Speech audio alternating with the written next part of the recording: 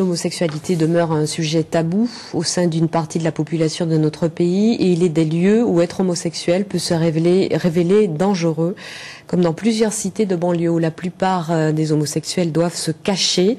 Une association de jeunes homosexuels tente de briser les clichés, les idées reçues. Marie-Aline Mélier et Jean-Christophe Duclos les ont suivis dans l'Essonne et dans les Hauts-de-Seine. Quand il marche seul dans la rue, Michael est un passant comme les autres.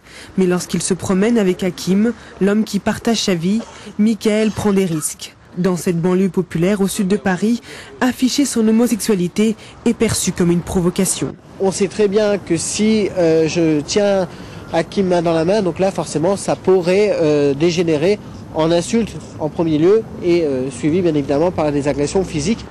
Une situation d'autant plus difficile à vivre que son conjoint est d'origine kabyle et doit cacher son homosexualité à sa famille et à ses proches. Il y a le poids de la religion qui fait que c'est d'autant plus dur à porter. Et quand on est homosexuel et d'origine maghrébine, c'est d'autant plus dur parce qu'on sait que sa famille ne pourra pas l'accepter. Le rejet de l'homosexualité est un phénomène courant dans les quartiers sensibles où le simple fait d'évoquer la question déclenche de vives réactions. C'est bizarre parce qu'un homme et une fille, normalement, ça va faire un enfant. Deux garçons, ça ne fera jamais un enfant. Et pour moi, c'est pas normal. Pour lutter contre l'homophobie, ce lycée professionnel en banlieue parisienne organise depuis 4 ans des débats sur l'homosexualité. De jeunes homosexuels vont à la rencontre des lycéens pour une discussion sans tabou, parfois difficile.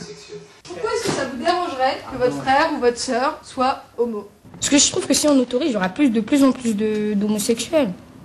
Parce qu'ils vont jamais comprendre que c'est pas bien sinon. C'est une erreur, je trouve.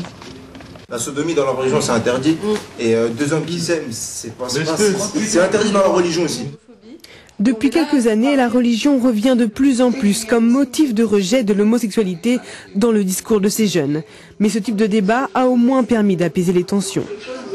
Beaucoup se servent de la religion et des traditions comme une excuse pour justifier en fait un manque de tolérance mais qui s'observe sur beaucoup de sujets. C'est cette même intolérance qui a poussé Hakim, le compagnon de Michael, à s'exiler en Belgique, où le mariage homosexuel est autorisé.